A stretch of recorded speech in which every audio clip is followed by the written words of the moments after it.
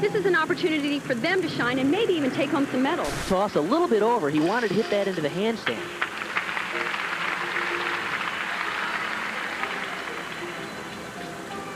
Once again, notice the very pretty line in the handstand, and he struck that double back. There is something about pressing into a handstand that still impresses people, even today. I remember seeing it for the first time, long before I started training, and thinking, how is that even possible?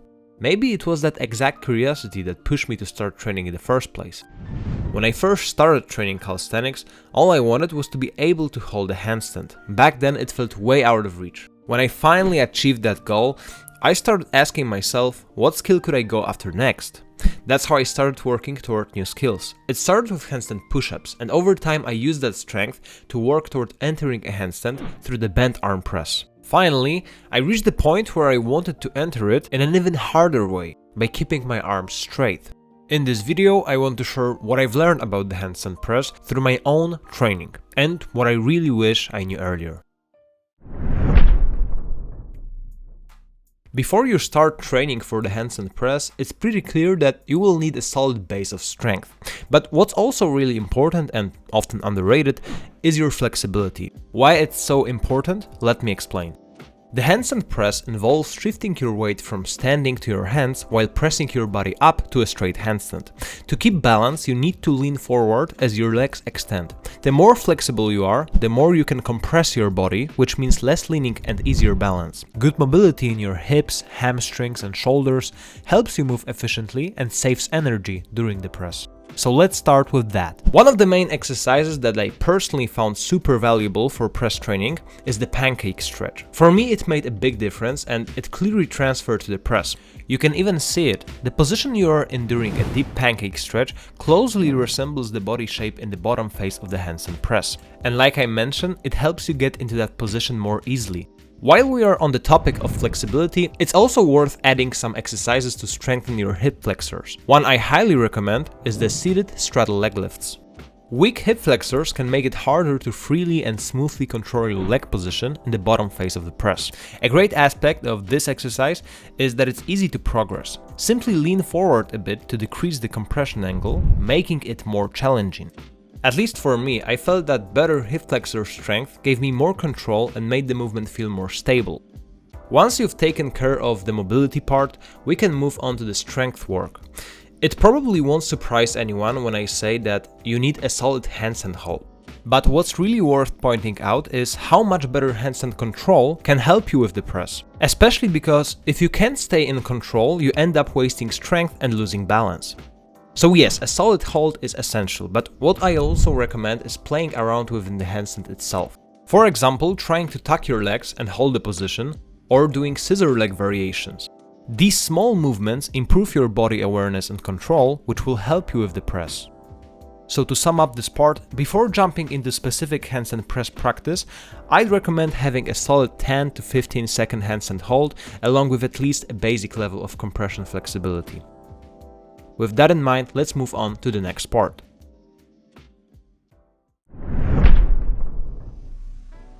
Okay, so now we are at the point where you've built a solid base and it's time to begin your first exercises specific to the handstand press. In this section, I will divide work into two groups, main and supplementary. Main exercises closely mimic the handstand press. They follow the same movement pattern and are the most direct way to train for this skill. In this case, mostly with exercises against the wall. While these movements focus on developing full skill and should make up the majority of your skill-specific training, supplementary exercises target strength deficits in specific parts of the range, or in muscles responsible for stability and control. They don't fully replicate the press, but they play a key role in overcoming sticking points. For the main exercises, as I mentioned earlier, it's a good idea to start with movements against the wall. One of the first I recommend is the straddle negative press. This won't feel easy at first. Even just figuring out how to lower your legs while keeping your torso parallel to the wall took me a while. The goal is to gradually build control, lower yourself down more slowly over time, and increase the number of reps. One important tip for you while doing this exercise: make sure to stand slightly away from the wall. If you are too close, you will end up losing balance. Once you understand how this movement works in the negative version, you can move on to the second main exercise, the wall handstand press, which is basically the same movement, just performed in reverse as a lift. This exercise can be scaled through progressions. If pressing from a handstand is still too challenging, you can start with handstand press variations, which significantly reduce the intensity. In both cases, the typical leg progressions are tuck, straddle, and pike. As a general benchmark, try to reach 3 controlled wall presses before moving on to the next stage, which I talk about in part 3. After completing the main work, you can follow up your session with supplementary exercises. Here are the 2 solid options. Handstand press walks. This variation trains the forward lean needed for the press with a greater focus on coordination. In handstand press walks, you can learn to compress your body tightly and keep your hips high, both strategies that help reduce the strength needed to press. Chest to wall press leans. This exercise targets shoulder flexion strength in a very specific way, the exact type needed for the handstand presses. The more you lean forward, the more resistance is placed on the shoulders, helping you build the strength needed to support your body in that deep lean. First one emphasizes coordination and body positioning, while the other focuses on building targeted shoulder strength. Here is a quick recap of this part. Focus on progressing the main exercises against the wall early in each session, and use supplementary movements later on to reinforce control and address specific weaknesses.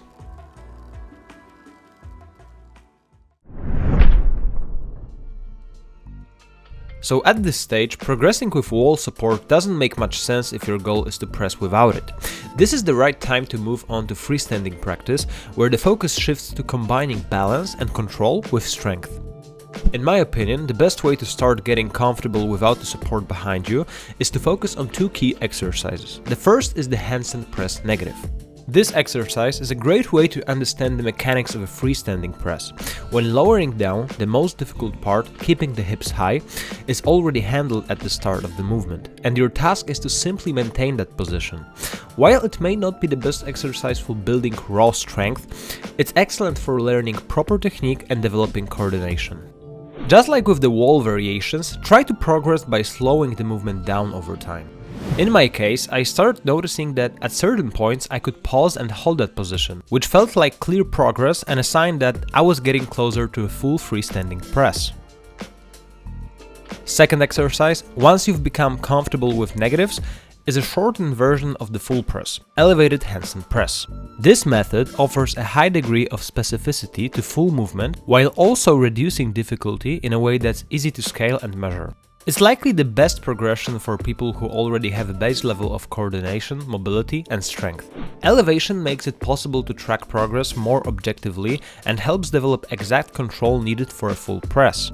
The higher the legs are placed, the easier the press becomes. So over time, the goal is to gradually lower elevation to increase the challenge. Especially useful for those who struggle with flexibility, since elevating legs allows hips to start higher, reducing the demand of deep compression and forward lean. After completing main exercises, you can supplement your training with accessory movements, for example, front delt raises.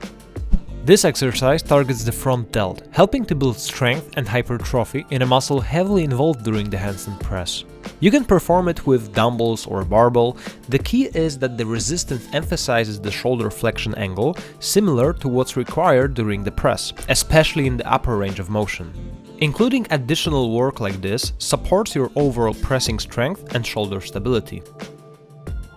Once you've worked through all of this, it's finally time to start attempting the full press.